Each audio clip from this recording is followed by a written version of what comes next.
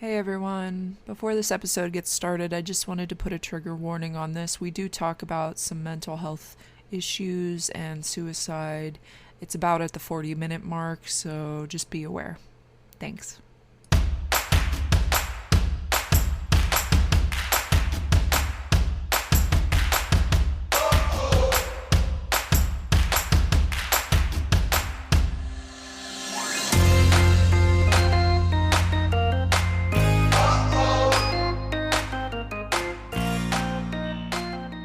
Hey tolerators, this is To All the Men I've Tolerated Before with Natalie Katona. And Dina Alcatib. On this podcast, Dina and I explore some of the more impactful relationships we've had with men. As a wrap-up, we'll thank them for the lessons they gave us and leave them with some positive manifestations we hope for their future. If you're new to the podcast today, it's an exciting one for me. We're taking the backseat to the discussion with our second guest. We will be talking about motherhood before and after the COVID-19 pandemic with my best friend and possibly only friend still from childhood, Stephanie. Dina, meet Stephanie. Hi, Stephanie. Meet Dina. Hi, Dina. So happy to have you here. I'm excited to, because I know nothing about motherhood. I'm pretty clueless. I don't even know when like babies start talking or like walking. Like people are like, "Oh, my baby started walking." I'm like, "Oh, are they like 5 now?" Like I have no idea. Like I literally have no clue. So, yeah, it's a trial by fire situation. Nobody knows. Nobody knows. They just wake up one day and they're like doing things. They're like, "All right, cool." Y'all, my neighborhood is in like some sort of like weird noise situation where there's just banging and like thrashing about all the time, and Penelope and I have no idea what's going on. So there was like some sort of thunder boom. It's not storming today, and I'm like, what was that? It's the purge, Natalie. I hope so. I was going to say trolls because I've been playing this video game all weekend, basically, and every time the ground shakes or anything, it's fucking trolls. So that's my nerding out when you said that. I was like, oh yeah, the trolls. I would be fine with the trolls or the purge taking me out at this point. Just take me out. If you're going to be that loud, just take me out, please. I'm ready. All right, well, Stephanie, could you give our listeners kind of a background of your family situation? Like, How long have you... Are we going to use your husband's name? Are we just going to call him the husband? Oh, we can use... I mean, he'll never listen to this, but... No, we can use He'll never listen. Ray can't be bothered. Yeah, that's fine. It's fine. Ray, it's all good. So, Ray and I have been together essentially since my senior year of high school, which was 2007. And, you know, we've been together since then. In 2014, I think, I had a surprise pregnancy. Fun. Surprise! Surprise! Yes. So. And then what was the second surprise? Oh, right. So I was getting there. So surprise number 1, I was pregnant. It happens to the best of us. Although I guess the best of us use birth control correctly, so maybe it doesn't. And so anyway, so that was surprise 1. Surprise 2, we had twins. Oh fuck. Yeah, and that's like people are. God. You know what people say? They say, "Oh, I've always wanted twins." I was like, "Well, try having them. That'll change your mind." God, that's terrifying. I don't know if you saw Dina's like visceral reaction when you said the word twins. I thought I had, been transparent about that, but her it took 3 years off of her life. I was honestly having twins has taken, I hope, 30 years off of mine, but I can only hope. So we have the twins in December of 2014. We've been surviving, occasionally thriving, but mostly surviving since then. And in 2018, we decided to get married for the tax credit. And so we've been married since October of 2018. Our kids are Liam and Lily. They are, what year is it? So I think they're 6 now. They just turned 6 in December, and then they're in kindergarten finally. Yeah, it's great that someone else looks at them for 8 hours a day. I was gonna say, is that in person? They started virtually, and How in now the world? yeah, I mean, they made it happen. I guess kids, they learned a thing. They know how to read now, and I didn't do it. Oh, so okay. yeah, so they started Good. virtually, and then they went back to school, and that was the greatest day. And then in the fall, people, I guess, couldn't get their act together, and coronavirus was kind of peaking, so they sent them back home. And then in January, like 2 weeks into January, they're back in school now, and it's been pretty uneventful as far as coronavirus is concerned. Oh, well, that's good. Are they Yeah. getting vaccines? Like, The children are not. Or No, so they have not tested vaccines on children. I believe, I heard on a webinar I was on recently that they're either starting trials for kids, or they're planning on starting trials for kids, and they're going to start with like the 12 and up range, and then they're going to go 12 and under. So I don't know what the timeline is for that. Honestly, shots, give it to all of us. Okay, so you're like a parent that's like down for the shots. You're Always. like here for it. Fully vaccinated.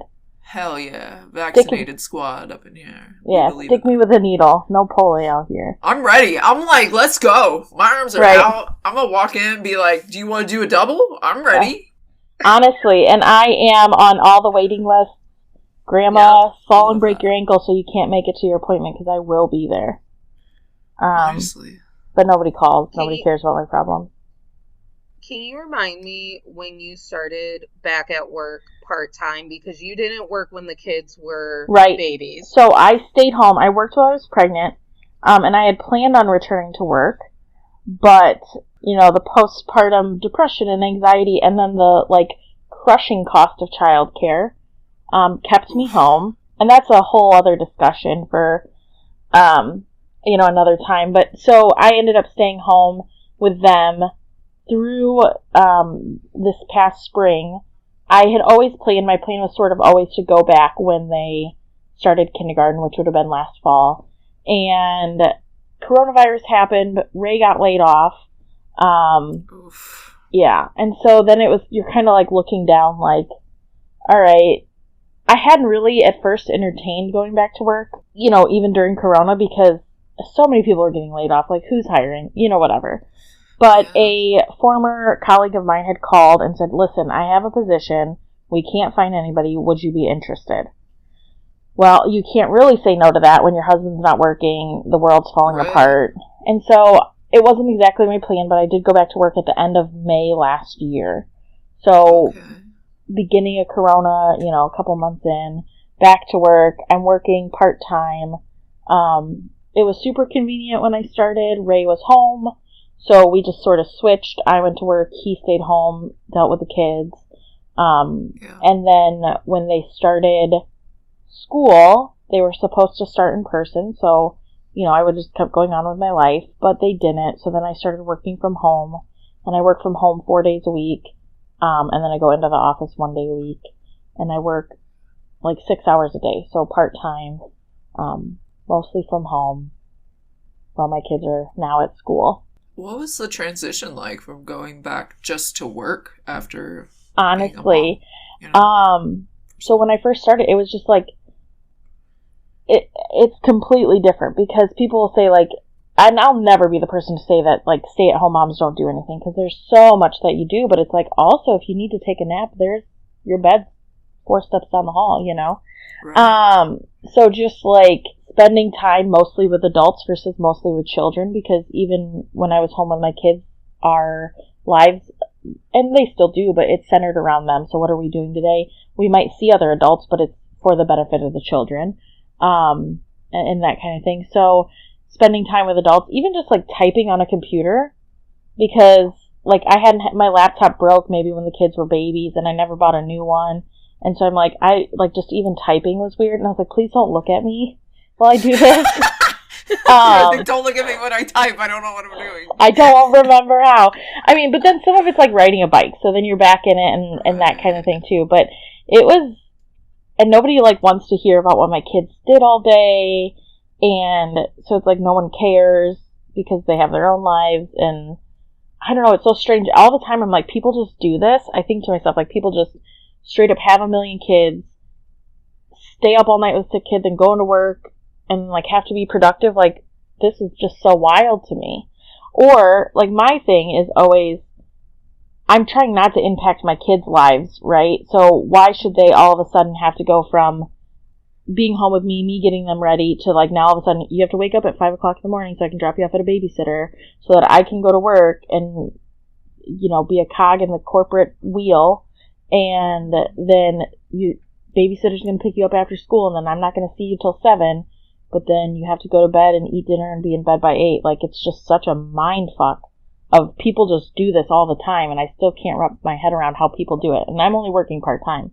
So shout out to the people who just make shit happen all the time.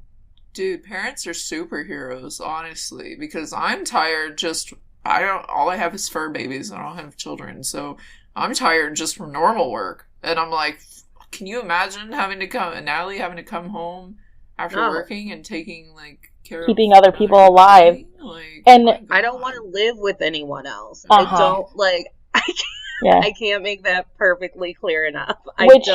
Should we just like put a like disclaimer? Anybody listening, the younger you are, hear this more. Use your birth control correctly. Use more than you think you need. Double up. Make sure you're ready. Make good choices, kids. Right. Please do not take any of our medical advice. All right, this is not medical advice, but use a condom or two. And singledom has made me real loosey-goosey with my pill, and I'll look at my pill pack at the end of the month and be all like, well, Natalie, we're probably at a 65% effective. let me just suggest that you use backup contraceptive methods then, because would you like condoms, bros? Yes. Would you like to tell the story about what led to the twins' conception? Oh my god. Well, now I want to hear it. When you're young and well, I wasn't single, but like young and like untethered to other people's lives, or people's lives aren't tethered to yours, I guess. You know, you can just make choices. And so one night, I was part of a bunco club, and let me tell you, it was all an over 30 crowd, and I was in my young 20s, and they were in their like mid to late 30s, and it was like the best time I'd ever had. I'm just like, this is who I want to be, right? And some of them had kids, and some of them had babies and whatever, but on bunco night, usually nobody brought a kid unless it was like an emergency situation, and it was just a bunch of ladies eating a lot of food, playing bunco, gambling. What is bunco? Am I missing something? Is this? It's like a dice game. It's a dice game, and I can't even like explain it, but it's so easy to do. Everybody should be in a bunco club. Like Yahtzee dice? Yeah, like I think so. A little bit. Okay. Is bunco's not the one where you shake a box full of letter dice and then you make words? No, that's like Boggle, I think. Okay. Oh. No, we don't know board games. I don't remember how to play it, but like old ladies get down on it, and it's great. And so it's like, we did a group of 12, so you're sitting at tables of 4, and then you switch around, you have different partners, so you get to kind of like talk to everybody, interact, and then like it's just mostly centered around like eating food. The gambling's happening, somebody wins money at the end of the night. It was pretty much never me. But fun is had by all. That particular night, I had 2 bottles of wine. And I think if I had stopped at 1 bottle of wine, maybe I would only have had 1 child. Blame it on the wine. Blame it on the alcohol, like Jamie Foxx once said. Floated an extra egg down into your... It was like the extra bottle of wine. Also, like at the end of the 1 bottle of wine, I might have made better choices than what I did at the end of the 2nd bottle of wine. So who's to say? Right.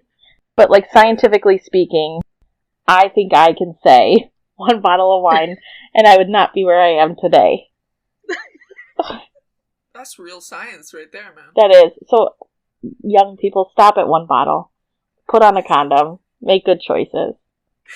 This is real advice right here. I love it. This is what... Okay, push him off of you if he's not going to pull out. Like, just get by. I've been told, and I quote, you rode me like Seabiscuit. So, like, apparently I'm partially to blame, but am I ever? I don't They're believe all that like that's... Seabiscuit. Yeah, so I don't know that it's Okay. my Say fault that per to my se. next person. I'm gonna be like, ride me like We like Seabiscuit. Or be like, bitch, I'm gonna Also, ride but, you like, like the Seabiscuit. Exactly. people who tolerators who identify as male. If I won't get off, like, violence. choose violence and push me violence. off. Right. I think that we'll both appreciate that choice. You know. Right. Oh, yeah. And I don't know, like, I don't think there was, like, any, like, oh, you should stop. Like, I don't think there was a choice, like, a conscious choice by any of us, either of us, that was like, oh, yeah, like, I'm not gonna pull out, or I'm not, you know, whatever. I just think, like, choices were made, things had happened. Here we are, 6 years later, with nothing but the ability to reflect. So, make good choices, kids. That's all I'm asking. Alright, so I have a question.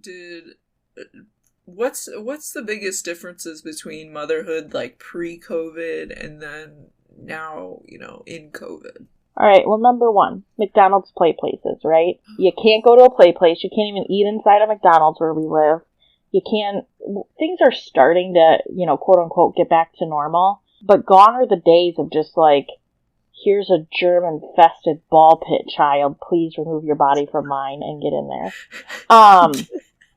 So just like pre-COVID, a lot of options for entertaining your kids that wasn't you know, so a lot of options to get out into the world and do things. I mean, even, it's so strange, but even now, I can't even stand taking my kids to the grocery store. I'm like, we used to pop in here and there, pick something up for dinner or whatever, now I'm like, no, we gotta go once every 2 weeks. Preferably in a day that my kids aren't with me. It's just so stressful with the masks and everything. And I believe it all works, and maybe it's my anxiety, but it's like, don't touch that. Don't walk away. Don't take that mask off, you know? Yeah. But, and so it was especially hard, I think, in the very beginning of COVID, where it's like, that was the point, and I think, I mean, I don't speak for anybody else, but my own experience, but we were all scared, like, what's gonna happen? We don't know much. We don't know anything. Ray, in the very beginning, was still going to work. And so it was just us sitting at home all day, not being able to leave or anything like that. Hold on, my kids are here. In the beginning of COVID, it was a lot of us just sitting at home with nothing to do. So finding entertainment for kids, we had never owned as many board games as we bought, like, in March of 2020. So just the endless not getting a break, not being able to get time away from your kids, get time to yourself. And in the beginning, I was, like, not sleeping. My screen time was at, like, 22 hours a day.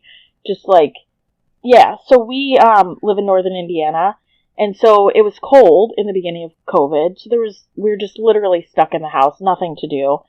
As the weather got warmer, things opened up, but nothing, you know, to the level of, you know, here we are able to do stuff with our kids. So just pre-COVID, there were options.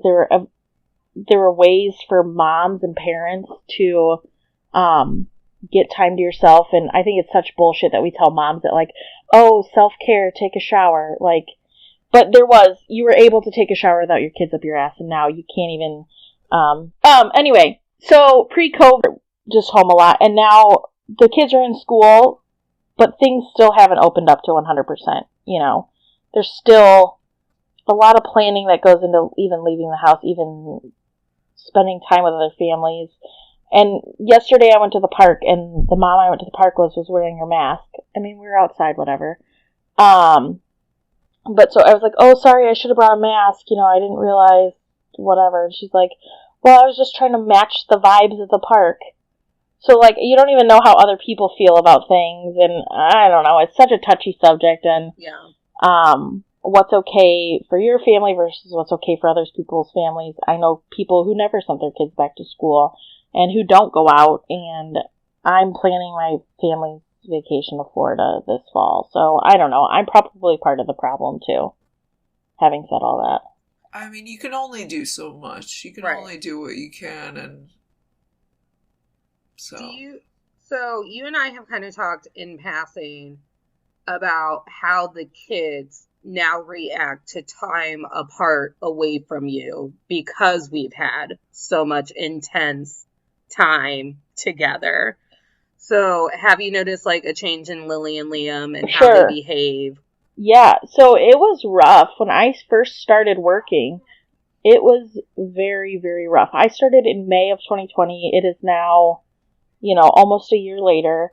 And I think just recently Lily has stopped, like, hysterically melting down crying every time I go to work. I go to work 1 day a week these days. So, like, 1 day a week, we spend 7 days preparing her. Like, all right, on Friday I have to physically go to my job. And it's crying, it's running after the car.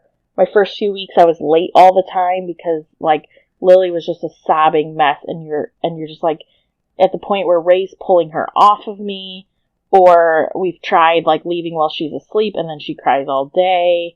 And so I think the kids, too, have been affected. I think it would be hard for any kid, right? When their mom goes back to work. But in the beginning, they didn't have the distraction of, like, in-person school. Like, you're going to go to school, I'm going to go to work. I'm like, I'm going to work, you're staying here. Good luck with that. See you later. So it was heavy in the beginning, just going back to work. And then you're at work and you're like, oh, here I am pushing paper or whatever around my desk. Like, this is so important. While my kid is, in a puddle on the floor at home. Like, why am I even here? And I really feel. Did they have the same reaction when Ray went back to work? Right. Ray goes to work. Well, Ray works. Monday he works through a swing Thursday, schedule, right? so it's like he works 5 day shifts. He's off 1 day. He works 5 afternoon shifts. He's off 1 day. He works 5 night shifts. He's off 2 days. And he's always worked a lot. And we can say what we will about men, but and my marriage isn't perfect and Ray isn't perfect, but he does work hard. So. And he always has, and he afforded us the opportunity that I was able to stay home, for so long. But, so he's always worked a lot. So the kids, when they were really little, maybe like a year or two, they would start to, like, be upset when he'd come home, like when he'd leave or when he'd come home. But so much of it, he's leaving in the middle of the night. He's coming home. He's leaving at 4 a.m. He's coming home at, right when they wake up. So I don't know that they noticed it or that it was as impactful to them because it was part of their normal routine. But even when he went back to work over the summer, I think he was off for 3 months because conveniently the universe sent him back to work when the kids were getting ready to start school, so that I had to manage that on my own. And that's the thing too, that all of this in the patriarchal society we live in, it falls on me, right? So Ray didn't have to worry about, or didn't, or maybe he should have. He didn't have to worry about how the kids were going to do all these virtual Zoom calls that they were on and these worksheets that they had to do and worry about their well-being. And that might be my personal anxiety, but I'm under the weight of, are they going to learn to read on Zoom? Are they going to learn what they need to learn? Which, of course, is bullshit because the whole world's going through it, right? So it doesn't matter if the kids take an extra year to learn to read. Nothing bad's going to happen. But my personal anxiety was all of those things, the weight of all of these expectations for the kids and making sure that they are getting what they need. Meanwhile, I have to, like, manage a job and my own Zoom calls and all of this, and then, like, just general family and life stuff. So once again, shout out to the parents that have been doing that for all this time. But it was a rough transition for sure. It was hard for the kids. It was hard for me. It was probably in some ways hard for Ray. He did this past year, he's done all the kids' dental visions, all their vision visits, a handful of doctor's appointments. So all these things that have always been traditionally in our family, things that I've taken care of, he's now had to, like, all right, I got to do all of this. So he's picked up the slack where he can too. But yeah, it's been rough. And I'm, isn't that what people always say? Like, I'm really looking forward to start living again in precedented times. Well, I'm just curious, what have you done differently in COVID to try and cope or deal with some of the issues and things like that, are there tips or anything that you've been doing to try and deal with all this? Well, the world's starting to get normal-ish. Right. Although I kind of think we should always keep our distance. I think that's something that should stay. Stay in your own lane, people. And I don't mind capacity limits. Like, maybe we don't all need to be breathing on each other's faces. But so the world is getting back to normal-ish, and that's encouraging. It's hard to come up with, what can you do? Like, take time to yourself. So maybe pee alone in the morning once or twice, I don't know. Without it being super cliche of all the things that we expect of parents. Right. Or mothers specifically. It's hard. I would say take care of your mental health first. It's the kind of, what they say on airplanes, like put the mask on yourself first before you help someone else. So put your mask on first, because nobody else is going to take care of you if you don't take care of yourself. And you can't take care of your family and your kids if you're not taking care of, or taken care of. But, I say that, it's easier said than done too. Yeah, it's hard. Do what you gotta do. I think it comes down to, like, whatever it is for our family. Like, I think we, quote unquote, supported local economy and ate out for, like, 90% of our meals in COVID, because if you can't be bothered, like, to cook, then don't do it. Don't do it. Dude, yeah. I'm probably gonna be, like, I'm single-handedly gonna, like, take down the world's environment, but, like, we bought paper plates. We don't even fuck with dishes anymore. Like, just don't. I can't. Right. It literally is. What you gotta do to survive, right? Or it literally is. So just exist. Yeah, we ate out a lot. We eat a lot on paper plates. And I guess I could be one of those people that are like, okay, here's 10 tips or tricks, plan your meals, blah, blah, blah. But that's not reality. That's not the reality for most of us. The one thing that I read somewhere and I think really resonates is just learn to drop the balls that don't break. So figure out what you can let go, drop it, move on. Whether it's hiring somebody to do something that you can't or don't want to. So get a housekeeper. Who gives a shit? Get a housekeeper, get a nanny, get a lawn care company, like whatever it is that you can't be bothered to do or just don't have the mental capacity, hire someone if you can. And I realize that that's a privileged thing to say too, because maybe you can't do that, but just figure out what in your life you can let go and let go of it, because nobody's keeping score. Nobody cares. Just get through the day. It's true. So we talk a lot about this idea of, like, I truly love and value the fact that I have 2 kids, but everything about the culture of motherhood, I could leave behind. A story that comes to mind is right when, I think it was like the first or second time you had been back in the office and Lily had an accident and you had to be the person who dealt with it, even though you were the one who was physically out of the house. Oh my God. Do you remember? I'm so traumatized. Like, did she have I can't even remember that story, but I think she had an accident at school. She had an accident. Yeah, she had an accident at school. You had to drive home to get an outfit, drive that outfit to school. It was summer camp. It was summer camp. So I had to leave work. Yeah. And I actually think that day I was working from home, but that was the time when Ray was still laid off, so he was technically home. But yeah, summer camp calls me, so I have to go, and I have to go use my time, my lunch break or whatever, to drive across town, get her the pants. And the whole time I'm just like, why me? Why me? Why does it... That particular time, Ray was doing something, because he also worked... Oh, that time he was socializing. Yeah. So he was having his self-care time. He was with a buddy. Eye roll. And so I had to run across town, grab the pants. Well, okay, but like, what? Right. You were literally working. Just logistically, it wouldn't have made sense for him to drive twice as far as the summer camp back to our house to get the pants, drive to the summer camp, But still... I see. There's always, isn't there always another factor?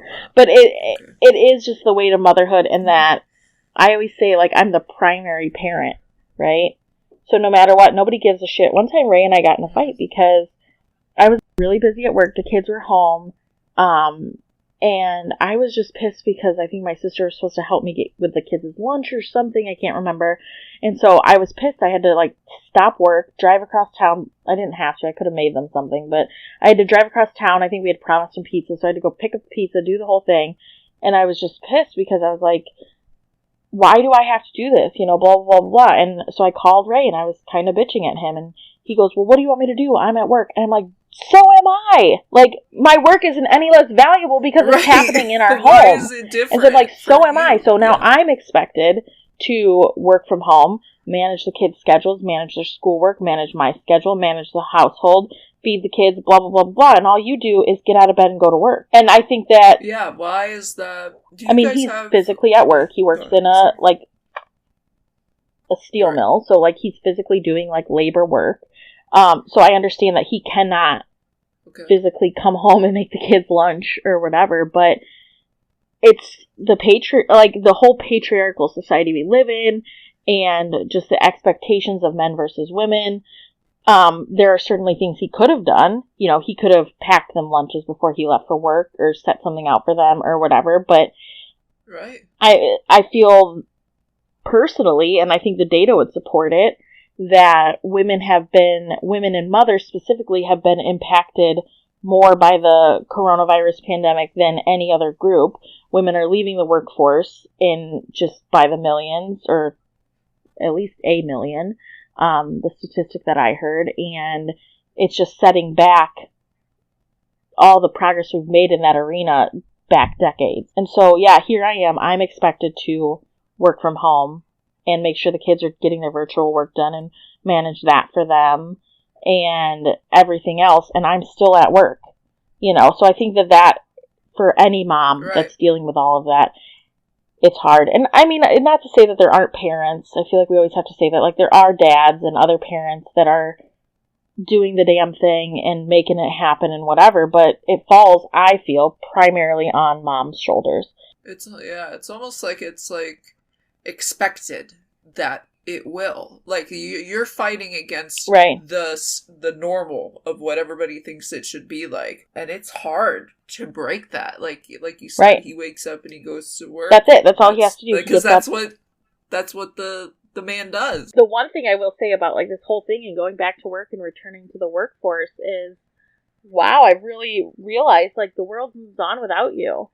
Well, can you talk about that? How, like, we talk about that a lot, how you were expected to pause your career, your retirement, your professional growth for 6 years because you had 2 kids. I do believe, like, Ray personally, in my personal situation, he would have supported me in whatever I wanted to do, but, like, supported in a very patriarchal way, right? So he would have, sure, go back to work, honey, make sure the kids get to daycare and the dishes get done and blah, blah, blah. So if I had wanted to go back to work, he certainly would have supported that at any point. But the reason I stayed home primarily was just the cost of daycare and the amount of money I made versus the cost of daycare. It just did not make sense for me to spend 80 to 90% of my income for my kids to go to work so that I could make $100 a week after I paid daycare. You know, I don't think it makes sense for anyone. So I did stay home, and in that time, me and a lot of mothers, I think, will find that you end up putting your career on hold. I know of people that still retain their professional licenses, so whether they're like CPAs or teachers or whatever, I know of a couple people that do still take time every year to renew those licenses and do the training and whatever is required of that to do that. But for the most part, the rest of us, unless you're actively for free advancing your career on your own, you're getting left behind. So you're leaving a workforce at whatever point, and as we all know, the world is changing more quickly now than it ever has, and so you're leaving the workforce, and then you're coming back and with huge gaps in your resume, starting, if I had stayed employed personally, I'd be 5 or 6 years further along in my career, in my salary.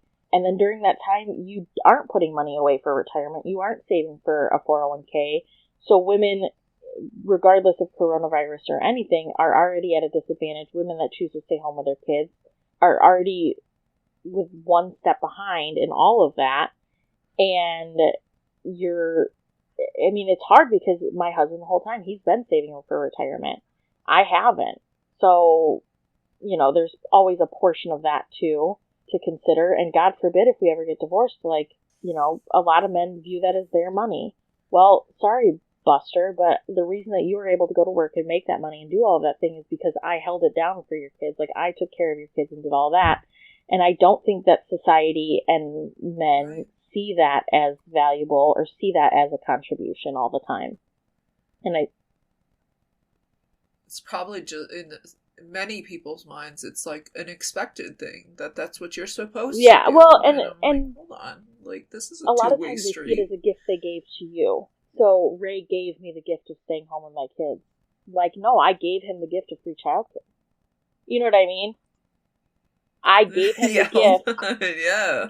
I also had a father that would use the term, but because I do what I do, look at all that you're allowed to do. No, and so it is like, it is really misogynistic in that way, and moms are up against it. Like, say what you will about your own mom or whatever, but like 9 times out of 10, she just fucking tried, you know? Even my own mom, and that's a whole nother situation, but you don't get these kids and get a manual.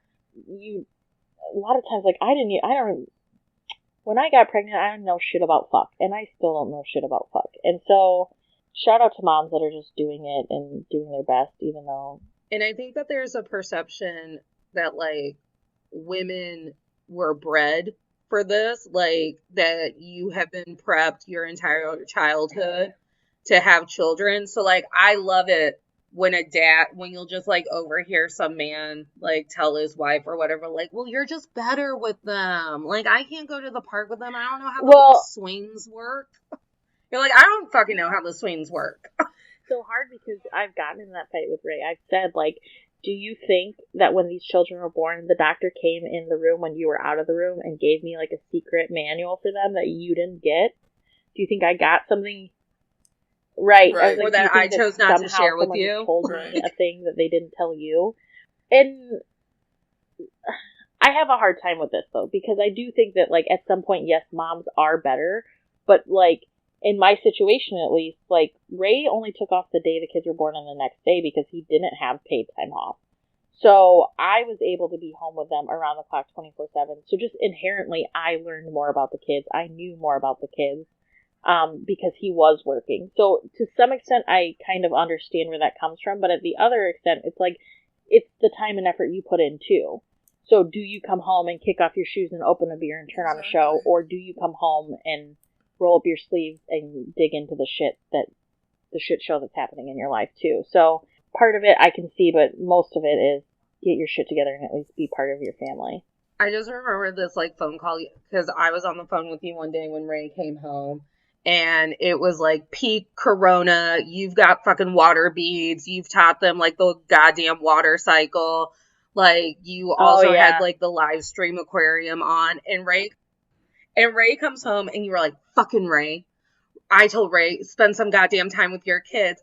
And Stephanie just tells me, she's like, that would just cause me so much anxiety. Like, oh my gosh, let's get out the chalk. Let's make our own finger paint. Like, let's do shadow puppets.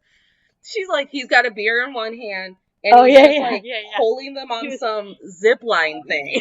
What the hell? He's sitting on a chair on the front porch, and he had bought them a swing and put it up in the tree.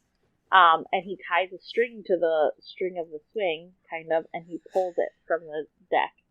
And I'm like, right. So he doesn't even have to be near them. And I love it. And that's the fucked up thing, too. Like, the bar is so low. So, like, the kids just love Dad. Like, it's such a good time. It's always such a good time.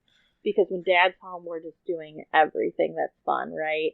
I don't know, maybe because he has the fucking energy, because you haven't been up his ass for the last 24 days or whatever, but also because who do you think made the fucking magic happen? Yeah, that would be me. I booked the trip, I bought the tickets, I planned this event. Like, he just showed up and pushed you in the swing. So, and that's the thing too, is like, here I am teaching the kids to read, teaching them sight words, we're counting, we're doing the whole thing, and then you just have to push a swing. And claps for you, you know. That is a low bar. That's pretty damn. Natalie, I think Natalie bar.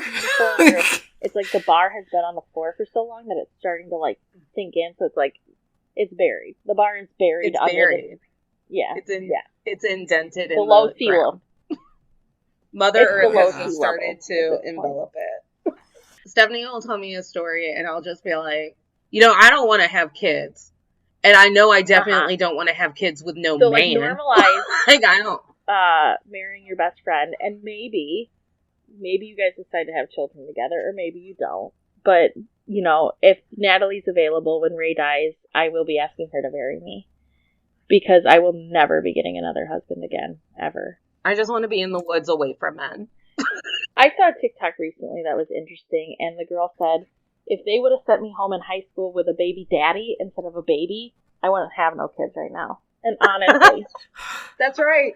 Dina, did your high school do that where you got the fake robot baby that would cry? We did. I don't know if we did. I don't remember. I don't think we did the robot baby. I think we did like some stupid egg shit, which like the egg don't. I didn't take the child development class, and maybe I should have.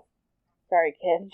But yeah, send them home with a baby daddy and not a baby, and then that'll be all the. Honestly, Then I won't have no kids. Do you want to make any comment about how you feel as a woman living in 2021, raising a future woman who will carry our torch, or you're also raising a future man? I am. I accidentally gave birth to a white man, contributing to the problem. And to that, I apologize. Dina, he already talks to us like he knows everything. He does. And honestly, that if might a toddler mansplains me, I'm gonna freak out. Oh, he does it, and his teacher told me he does it at school too. So, that's got to be fun for her. And he's got this stance about it too. Like, he already has like shoulders back, chest out. Like, full confidence. I don't know if you actually know what fish do in the ocean, but this is what fish do in the ocean. Right. And then, or he'll be like, fish do in the ocean in a minute. He You does. keep talking like that. So he said, they're learning 3D shapes in kindergarten. So his teacher did a blurb about pyramids. And she has like some sort of chant so these kids can learn their fucking shapes, you dumbasses. And he tells the teacher, he stops her and says, the pyramids in Egypt are, I don't even know what they are, but they're like where they buried all the pharaohs and all that. So it's like essentially a gravestone for like famous Egyptians. So he stands up in class and tells the teacher this, and she's like, honestly, bro, I just saw this chant online, and I'm just trying to teach you your shapes. Like, I did not fact check the historical accuracy of all of it, but if you could just sit down. You know. That's hilarious. And so, yeah, he is, like, just a tiny little white man. You know, and I do think, well, I'm doing what I can, but it's the whole nature and nurture. Is that just in DNA, in the male DNA? I don't know. He does have a blanket that he pretends is a cat, and it's a he-him, and he told me the other day that his blanket was pregnant and was going to breastfeed his babies. So maybe we're making some... That's awesome. Yeah, he was going to breastfeed the babies? The blanket was. I did have to blanket. clarify, because I was like, are you going to breastfeed the cat's babies, or is the blanket cat going to the boy blanket? The blanket. But he did explain to me how breast milk worked as well. So I'm just like, could you not? Yo, it's like one step. It's like sort of. Yes, he sort of moving. Breastfeeding to me as well. But you're like, all right, well, and so that's hard too. It's hard raising a boy and a girl at the same time without people putting societal gender norm expectations on them too. So, that's like, it's hard. When we go into Claire's, one of the kids said, oh, this is a store for girls. I was like, no, this is a store for people who like shit that these people sell. Right. If you're into this overpriced fake jewelry, this store's for you, regardless of your genitals. And so, right. I'm doing my best out there, but I do think some of that is just right in his DNA. And, man, I apologize to the universe for adding another white man. Hey, at least you're cognitive and like aware of it, and doing your best. We're doing our best, man. Yeah. Wow. Can't imagine. Well, don't. Dude, I seriously could not. I could not handle a toddler mansplaining me. I don't think I could do it. It's And because another I'm level. not physically in the home, I laugh at it. Mm-hmm. I'm like, okay. And he's also neurodivergent. I should put that out there. So some of it is like that, you know? Okay. But you're just like, shut the fuck up, dude. Like, I have actual college degrees, and you want to tell me about the world? Like, back up. And he only he truly only loves to watch and read like shit on National Geographic. So like he probably is the at-home expert on Egypt. So he does have, I would also say, like, like, high school was a long time ago. I didn't spend a lot of time paying attention. So I had the right things, apparently. So he probably is the expert in our home on Egyptian culture or whatever. But still, like, nobody asked you. Your teacher's just trying to teach a group of 30 kids what a pyramid is. Yeah. And honestly, she's just trying to do her best. Could you just let her live? Aww. This is poor And then when I walked into 70's home during the holidays, Dina, like, Lily was planning out her next influencer video. Yes. What a mood. Love that.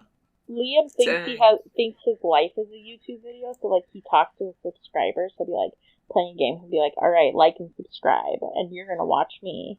Like, oh my god. Like, this is Are they Gen... They're not Gen Z, right? Are they after Gen Z? Yeah, what comes next? Like, Gen ZZ? I don't know. I don't know.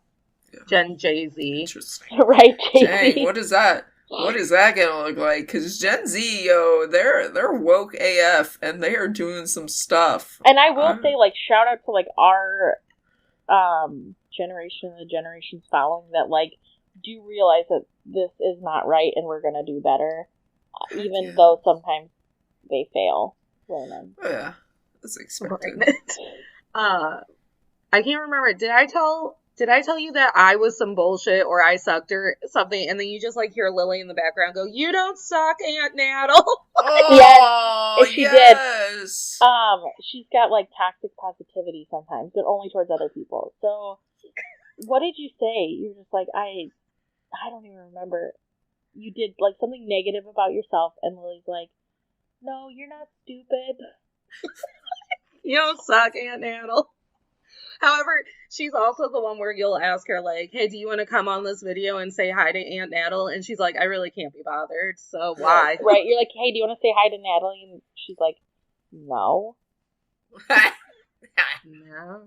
I can't be mad at that. The attitude. Also, like, I highly recommend finding a friend that will listen to your every thought and problem and issue and just take it all on for you, because... And maybe that's it. Maybe friendship has gotten me through Corona without making my kids poison Kool-Aid, because I have had Natalie, who, although miles apart, has answered the call every day. We've talked almost every day for the past year, and maybe that's what's gotten us through it. I don't know. I love that. Although sometimes I think I just encourage it, like, oh, you can't do it today, then don't. End it all. Today's the day. So Dina has that big energy too, where it's like, I'm just gonna walk into traffic today, and you're like, okay, grab the cat, I'm holding your hand, let's just go. Right, like, don't go without me. Right, yeah. I'm like, dude, I'm gonna be so pissed if you go without me, and I have to deal with this shit on my own now. But also, I know I have to plan your funeral, so I do need time to get, like, an outfit. Right. True. Can't go this week. I haven't even gotten the soundtrack finalized yet. The banners aren't even printed, Natalie. You've got to wait a little longer. Yeah.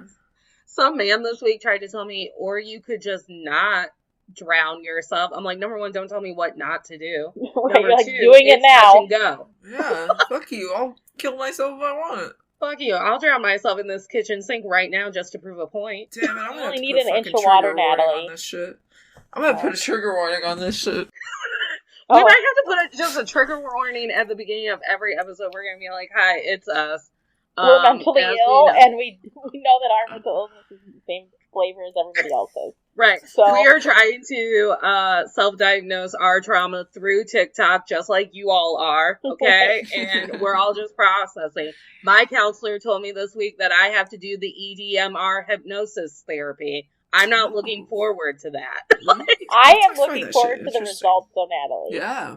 Because I am looking forward to how it all turns out for you. Yeah. Right. Let's recover some memories. That's what I need to be doing. Let's recover some memories. I'd like to hear more about your childhood, so the parts of it that I'm not in. Stephanie made the point, she's like, you have the best fucking memory of us all. What could you recover? I'm like, that's what I'm worried about. I have... What's hidden in there? Yeah, like, how bad is it that, like, I've remembered all the bad shit, but not that bad shit? Yeah. No, good on you, though. Good on you for even taking care of your problems. The rest of us are just... I drink coffee for my anxiety. It sure helps.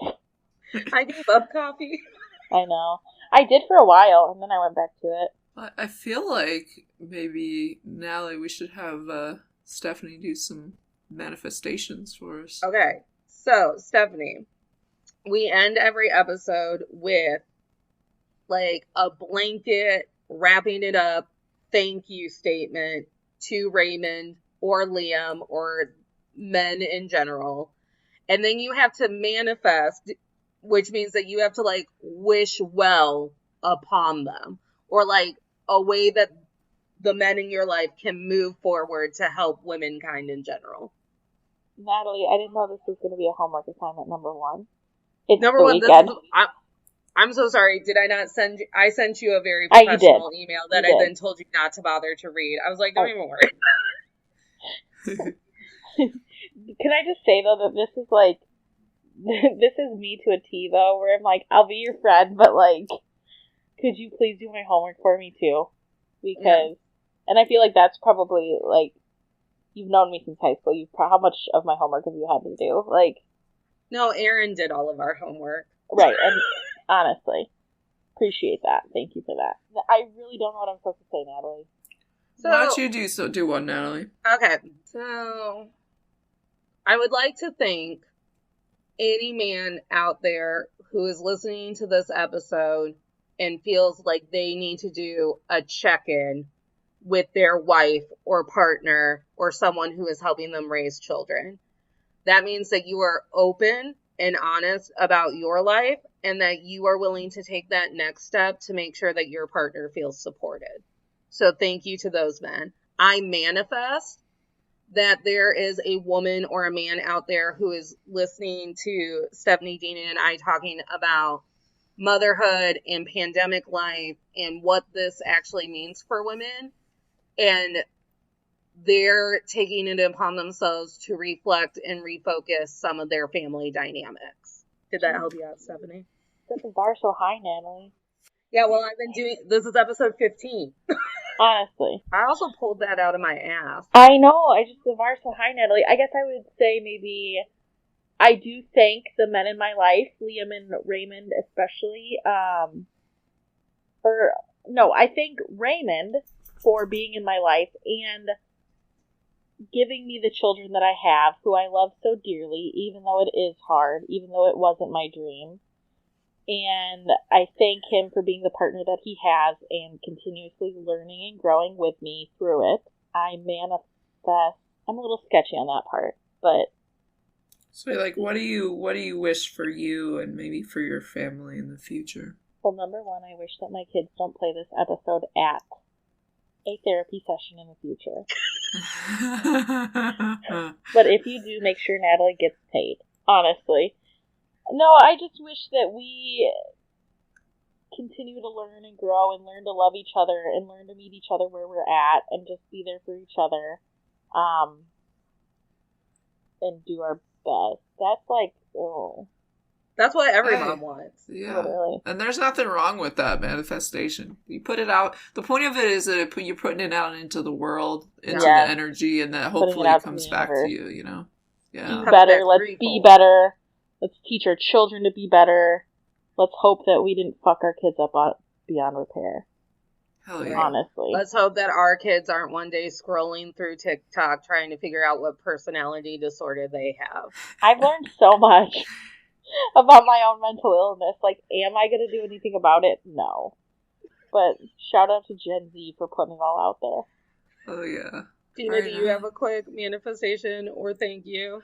Honestly, like, I've just been thinking about the fact, okay, so let me say that I do want to thank the men out there that are trying to meet to change the stigmas, change the expectations, make the level the playing field for women and for our mothers out there. Like the men that are supporting this are what we need more of. Should be the normal, should be what's expected. So thanks to them. And I'm gonna put this out into the world. Dude, I hope my birth control never fucking fails, ever. I hope that shit fucking just be my bro, man, in this moment, because I know what a lot of mothers are going through. I mean, it's even harder now in COVID, I'm sure. So I know I'm not ready for that, but I respect so much what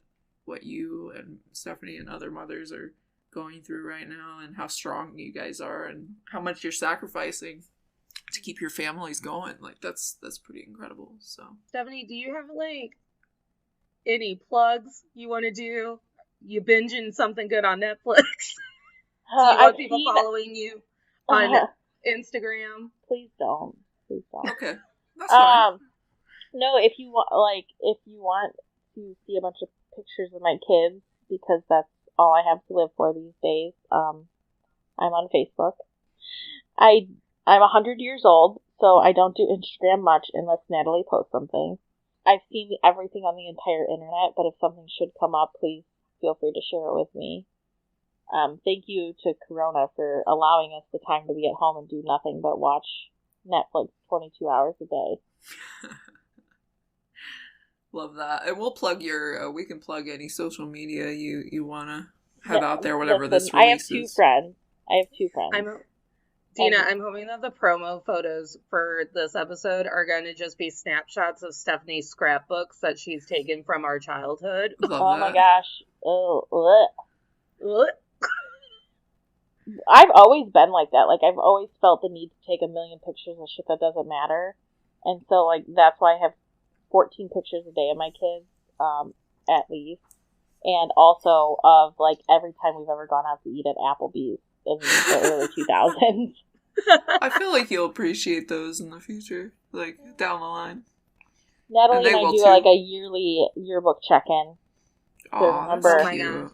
And it lasts for hours. And yesterday we were trying to figure out someone's name, and I'm like, I'm not getting the yearbooks out. Like, we haven't eaten dinner yet. Your children are not in bed. We cannot.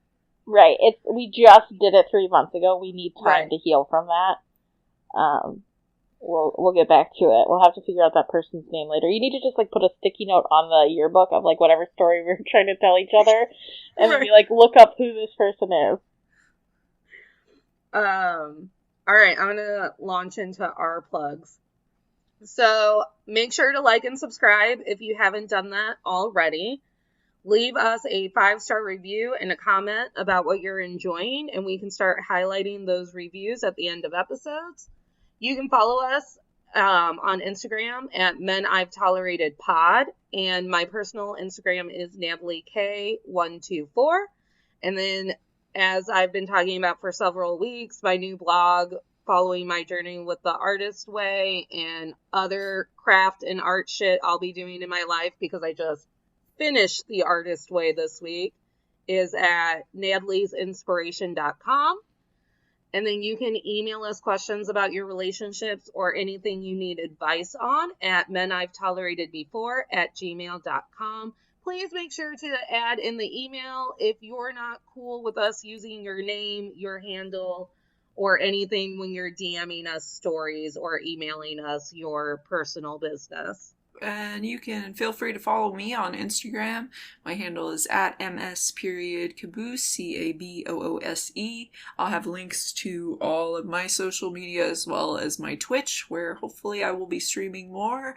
And you guys can watch me play some games. Lately I'm pretty soaked into Valheim, which is like, if you guys have not heard about Valheim, it's like Vikings and Minecraft had a baby, and you got Valheim. So, Are the yeah. digital Vikings sexy? Honestly. No, dude, I don't. It's in early access, so they're pretty ugly right now. Like but there's like so many people playing this game, like 6 million or something, and so they're definitely successful already. So hopefully it'll get better. I refuse to interact with Vikings that aren't sexy. 100%. And I just 'Cause gonna what's throw it the out point? there, Stephanie. Thanks for being here and sharing your story with us. You know, we're not mothers, so it's definitely interesting to hear from your view where the world's at. So thank you. Thanks for being the person who's tolerated me the longest, Stephanie. Honestly, thank you for continuing to answer the phone when I call. Oh yeah. You are my soulmate, and as soon as Ray dies, we will be getting married. Right, and then I love taking that. to the woods. Honestly. Dina, do you want to come to the woods with us? Hell yeah, dude. We're open Hell to yeah. that. Also, if Ray leaves Stephanie, he has to take the children. Children don't belong in the woods. Nope. Also, I'm like 100% like think that I would be a better man than any man. Well, yeah. Same. Yeah. Knowing all that we know. Yeah. We are better men than any men. Like, I don't Right. understand why it ruins the argument. All right, guys. Well, good vibes and stay safe out there. We'll talk to you soon. I have a new way to end the podcast. Oh, and cool. And remember, everybody, you don't have to smile through any shit that doesn't actually make you happy. That's true. Keep tolerating out there. Yeah. See you soon. See you soon.